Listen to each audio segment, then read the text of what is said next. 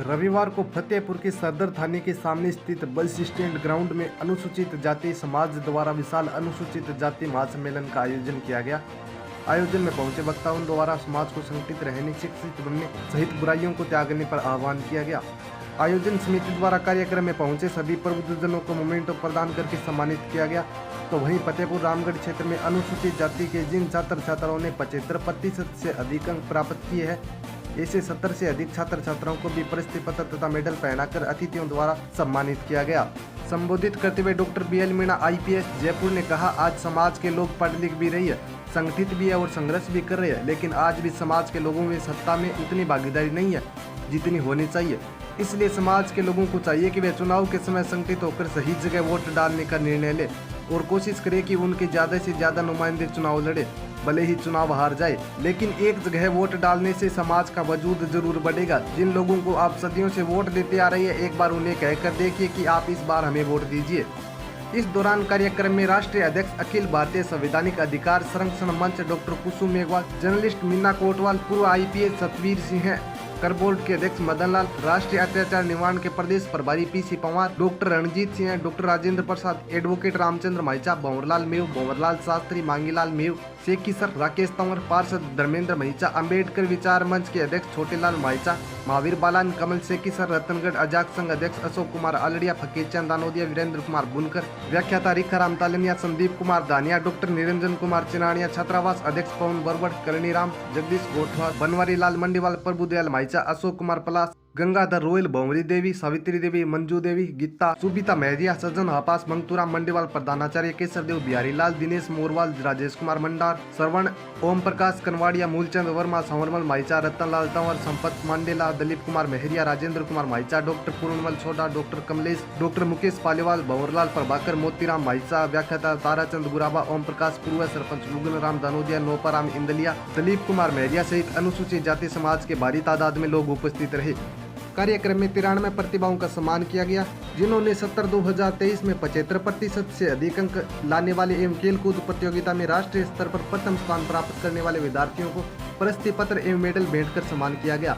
कार्यक्रम का संचालन वरिष्ठ अध्यापक परसाराम मेव ने किया। संगठित रहो, ये बड़ा मुश्किल काम है। और आईजी साहब ने यहाँ पे जो 10 मिनट बोले, 10 मिनट में 5 मिनट आपको कहा कि आप संगठित रहो, संगठित रहो। फिर उसमें एक बात और दे रहे थे, तो वोट सही जगह डालो, तो संगठित रह के वोट सही डालो। आप समझ रहे थे मेरी बात? अपन सब समझते हैं, मैं थोड़ा तो क्योंकि गवर्नमेंट सर्वेंट हूँ तो मैं खुल के बोल भी नहीं सकता हूँ। जगह जगह कहता हूँ कि भाई तो मन की बात कहना चाहता हूँ, कह नहीं सकता, कंडक्ट रूल आडे आते हैं, तो इशारों में भी बहुत सारी बातें करनी पड़ती है। संगठित हो ही नहीं सकते। अभी 2 घंटे पहले बाईपास में होटल में हम लोग वहां पे रुक गए, 15-20 लोगों से मिलना था।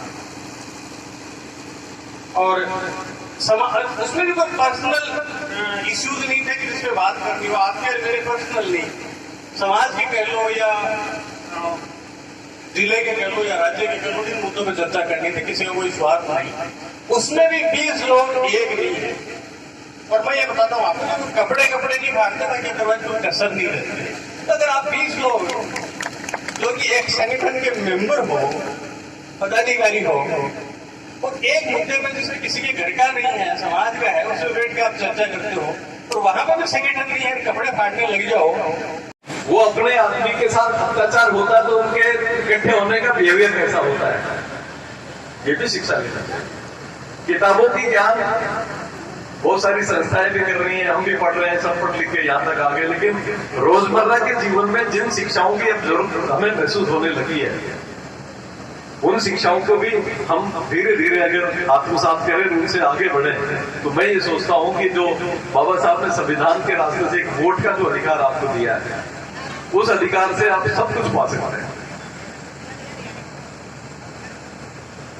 आप ये सोचिए कि अगर एक ही तरह का अत्याचार आपके यहाँ की संगठित और दूसरी जाति के साथ होता है और वैसा ही अत्याचार आपके साथ होता है, तो आपके समाज में व्यवहार करने का तरीका क्या अलग, निश्चित रूप से आप अलग अलग पाते हैं या नहीं पाते हैं। दूसरे लोग किस तरह से संगठित होकर के संस्थाओं पर दबाव बनाते हैं, हम उनको देख करके थोड़े बहुत जागरूक तो हुए, लेकिन क्या वो व्यवहार हमारा उस रूप में तैयार हो पाता है? और अब तो ये स्थिति हो गई है उन एडवांस स्टेज पे आए हुए समाजों की कि उनको संगठित होने की और सड़क पे आने की आवश्यकता भी नहीं पड़ती। यही स्थिति हम भी चाहते हैं कि हम सड़क पे क्यों आए। हमारी जो राजनीतिक ताकत है, संगठित होकर के संघर्ष करके जो चीजें हासिल होंगी वो आपको एक वोट के अधिकार से आप संगठित होकर के वोटिंग बिहेवियर अपना सुधार लें, आप वोट डालना सीख जाएं, तो आपकी ये पीढ़ी, आने वाली पीढ़ी, सारी पीढ़ियों का आप उद्धार कर सकते हो। एक सम्मेलन एक जाति का बुलाया, तो ये कोई अच्छा पैटर्न नहीं है। मैं एक बार और बात स्पष्ट रूप से कहना चाहूंगा कि हम अगर एक जाति के पैटर्न को इकट्ठा करेंगे तो वो बात आगे बढ़ेगी नहीं। आपके समान परिस्थितियों में समान विचारधारा के लोगों को जब तक आप एकजुट होकर के काम नहीं करोगे, आपकी समस्याएं जस की तस रहने वाली। इसलिए मेरी आपसे ये गुजारिश है कि बाबा साहब ने जो शिक्षा, संगठन और संघर्ष की बात कही थी, उन सब चीजों को सिर्फ किताबी ज्ञान और किताबी संगठन और जेबी संगठन और संघर्ष पे चार आदमी खड़े होने से काम चलेगा नहीं। इस समाज व्यवस्था में जो काशीराम जी ने बाबा साहब के बताए मार्ग पे चलने के लिए, काशीराम जी उस मार्ग पे चले और उस मार्ग को चल करके जिस तरह से हम लाइक माइंडेड लोगों को इकट्ठा करके जब तक हम अपना वोटिंग बिहेवियर ठीक नहीं करेंगे, आपकी समस्याएं वैसी की वैसी हैं। जैसे देखिए आप ये बच्चे पढ़ के इनके 95-99 100% तक नंबर आते हैं, लेकिन जब नौकरी के दरवाजे पर जाते हैं जिनके लिए कोई नौकरी नहीं। सरकारें आपके दबाव से काम करेंगी। अगर आप दबाव नहीं बनाओगे तो आपका बड़े बड़े इंस्टीट्यूशन, मैडम पहले हिंदुस्तान जिंक में काम करती थी, आज जिंक आपके पास नहीं। और मैं ये बात दावे के साथ, मैडम इस बात को बहुत अच्छे से जानती है, मैं भी उदयपुर में रह के आया हूं और उस एरिया की चीजों को जानता हूं। हिंदुस्तान जिंक की जो स्क्रैप का जितना पैसा था, जो उसकी स्क्रैप का जितना पैसा था, उससे भी कम दामों पर हिंदुस्तान जिंक को भारत सरकार ने बेचा एक सेठ को। इसी तरह से आपके जितने संस्थान हैं वो बिकते चले जाएंगे और जिन संस्थानों में हमारे युवा पीढ़ी, बच्चे टैलेंट के रास्ते से उनमें नौकरियां पा रहे थे, वो नौकरियां आपके हाथ से निकलती चली जाएंगी। और आपने एक सुना होगा सुब्रमण्य स्वामी का, पिछले 5-6 साल पहले एक अखबार में मैंने पढ़ा था कि हम रिजर्वेशन खत्म करने की जरूरत क्या है। हम चीजों को इस तरह से संतुलित करेंगे, व्यवस्थित करेंगे कि रिजर्वेशन का औचित्य ही खत्म हो जाएगा। जब आपकी नौकरी करने के रास्ते ही बंद कर देंगे, जो संस्थान ही बेच के चले जाएंगे, प्राइवेट में चले जाएंगे, तो आपके बच्चे नौकरी करने के लिए कहां जाएंगे। इसलिए बात विचारधारा की है दोस्तों, आप अपनी विचारधारा को मजबूत करो, इकट्ठे हो। जब तक आप अपना व्यवस्था, अपना राज नहीं बना पाओगे, तब तक आपकी ये संस्थान बिकते रहेंगे। आपकी बहन बेटी की इज्जत किस तरह की आप अच्छे से समझते हो, उस बाड़मेर से लेकर के या खेतड़ी तक चले जाओ, किसी स्टेज पर चले जाओ, भले कोई सी भी सरकार हो, आपके साथ जुल्म जाती, भले एक्स की सरकार हो, वाई की सरकार हो, जब तक आपकी सरकार नहीं होगी, आपके अत्याचार, दुराचार, व्यभिचार, जो आपके प्रोग्रेस के रास्ते सारे ऐसे ही बंद होते चले जाएंगे। और वो आपके पांव पड़ने लग जाएगा दूसरी बार के दादा, मैं आपको जो वहां पे खड़े हो रहे हो मेरे समाज के वोट दिला दूंगा, पर तुम मेरे को यहाँ पे दिलाओ। तो यही कंप्रोमाइज करना पड़ेगा, इसी में हमारी संगठन की ताकत दिख रही है। बाकी तो आप सम्मेलन करते रहते हैं और जब एक आते हैं चले जाते हैं, उसके अंदर ये चीज प्राप्त करके जानी चाहिए कि हम हमारी ताकत को एहसास दिलाने के लिए हम वोट एक तरफ करेंगे, चाहे किसी को भी करें, चाहे किसी को हराने के लिए भी करें, लेकिन वोटिंग हम लोग एक तरफ करेंगे। मूक नायक जब बाबा साहिब ने शुरू किया था, 1920 में शुरू किया था मूक नायक। बहुत सारे लोग परिचित होंगे, बहुत सारे लोग नहीं भी परिचित होंगे कि बाबा साहब ने जब पत्रकारिता की थी तो उन्होंने मूक नायक के जरिए इसलिए शुरुआत की थी कि उस समय का जो समाज था, उस समय का जो मीडिया था, उस समय क्योंकि प्रिंट मीडिया ही था, तो टीवी और इलेक्ट्रॉनिक तो नहीं था उस समय, लेकिन प्रिंट मीडिया था। और जब जो प्रिंट मीडिया चला रहे थे उस समय उनको लगा कि यार ये हमारे तो मुद्दे उठाते ही नहीं है, जिस समाज से हम हैं उसकी बात करते नहीं है। तो जो दलित हैं, जो पिछड़े हैं, जो वंचित है, जो शोषित है, उस समाज की बात उस मीडिया में क्यों नहीं पहुंचती, क्योंकि उनके तो बहुत सारे मुद्दे हैं, उनके पास ना खाना उनको मिल रहा है, ना उनको पढ़ाई मिल रही है, उनको वो अधिकार ही नहीं मिल रहे जो बेसिक अधिकार है। तो वो उन्हें लगा कि हमारा खुद का अगर मीडिया होगा, जब ऊपर उस पर बैठेगा, उस पोजीशन में बैठेगा जहां पर वो डिसाइड करेगा कि कौन सी खबरें जानी चाहिए, कौन सी नहीं जानी चाहिए। तो बाबा साहब ने कहा कि मैं अपना खुद का एक जो है न्यूज़पेपर शुरू करूंगा और अपना अखबार चलाऊंगा जिसमें मेरे समाज की बातें होंगी। तब उनको वो जरूरत महसूस हुई और आज जो है 100 साल से ज्यादा समय हो गया है, क्योंकि 1920 में उन्होंने शुरू किया था। 100 साल के बाद भी अगर हम लोग मीडिया की हालत देखते हैं तो मीडिया में वही की वही हालत है। आप लोगों को लगता होगा कि अच्छा मीडिया में हमारी बातें तो होती हैं बहुत सारी, क्योंकि टीवी मीडिया आप देखते हैं, आज तक है, जो जी है, इस तरह का मीडिया देखते हैं। तो उसमें क्या दिखाया जाता है, 2000 के नोट में चिप है और कहीं भी गाड़ दो तो वो निकल आएगा। कुछ हुआ उसका? 2000 का नोट ही बंद हो गया, बल्कि और जो कालाधन जो है कहते तो और बड़ा ही होगा, घटा नहीं होगा, और जो करप्शन बड़ा ही कम नहीं हुआ।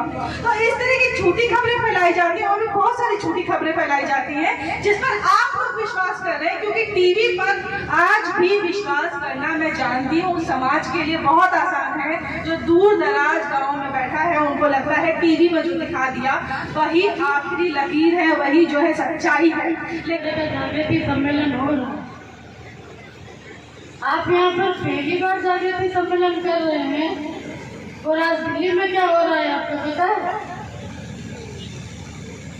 आज दिल्ली में कौन सा प्रोग्राम हो रहा है और क्या किया जा रहा है हमारे विरुद्ध, पता है आपको? जितने संवैधानिक अधिकार हमें बाबा साहब ने दिए हैं वो सभी संवैधानिक अधिकार खत्म करने का षड्यंत्र आज दिल्ली में रचा जा रहा है। हम क्या करते हैं? हम खाली दूसरों को दोष देते रहते हैं, लेकिन हम लोगों ने अध्ययन करना छोड़ दिया, चिंतन करना छोड़ दिया, मनन करना छोड़ दिया। खाली 2 लाइन व्हाट्सएप पे लिख दी और सोच दिया कि बहुत बड़ा काम कर दिया। आज बाबा साहब को जिसने अगर माइन्यूटली पढ़ लिया, आप बाबा साहब के जीवन को एक बार पढ़ के तो देखिए। बाबा साहब ने अपने जीवन में 70-80 हज़ार किताबें पढ़ी थी, 70-80 हज़ार, 35,000 किताबें तो बाबा साहब के लाइब्रेरी में थी। और सब लोग अपने रहने के लिए मकान बनाते, लेकिन बाबा साहब ने अपने किताबों में रहने के लिए राजगृह बनाया, बॉम्बे के दादर। और महासम्मेलन में मैं जो मेरे भाई और बच्चों पे वो मैं यहाँ जाति समाज का जो महासम्मेलन हुआ है, विशिष्ट स्थान प्राप्त किया है। ये आने वाले समय में जागृति की दिशा के इन्होंने अंदर मेहनत का की पत्ता है साबित होगा। और इन्होंने अपने सपने समाज बुने हैं बहुत कि जागृत आगे हो जा गया करके है और ये समाज इन्होंने को पूरे राज्य में समाज 2 का अप्रैल अध्यक्ष 2023 को ये ताकत अपनी बताई। अपने साथ जयपुर समाज को में ये लाखों की अपना संख्या में, जिसकी प्राप्त गिनती किया वो अपने अपने हिसाब से लोग करेंगे। एक मीडिया ये मुझे अपेक्षा हाउस ये रही कहता है कि 10-12 लाख लोग थे, कोई इस उसको 2-3 लाख में समेटता है, कोई उसको सीकर कम जिले कराता से, है, कोई चूरू कितना भी जिले आता है। से और तो सामाजिक आसपास जागृति के की दिशा जिलों के से अंदर पधारे हुए राजस्थान में हमारे अनुसूचित समस्त जाति समाज भाई अब जागृत बंधु, हो गया है। भाई और वो बहनें जागृति यहाँ की पे सबसे बड़ी मिसाल 2 अप्रैल पधारे 2023 को हैं। जयपुर समाज में के हित के लिए, अब समाज को आने वाले आगे समय में बढ़ाने के समाज लिए को हम उनका मैं राजनीतिक अभिनंदन ताकत के रूप करता में हूँ उभारना चाहते हैं कि आप यहाँ पे पधारे हम हैं। अपने और संवैधानिक हमारे हकों मीडिया को कर्मी किस तरह से और प्राप्त करें, जो इन भी समाज संवाददाता और संगठनों के यहाँ के रास्ते से, कार्यकर्ता, पंचायतों के रास्ते मैं से उनका भी हम अभिनंदन अपने करता समाज को हूँ। जागृत करके मुझे आने वाले समय में याद है कि मैं यहाँ पे चुनाव होंगे, एक शायद 2004 के अंदर आया था, पार्टी का चुनाव करके जब अपने अम्बेडकर भवन के अंदर प्रोग्राम रखा छात्रा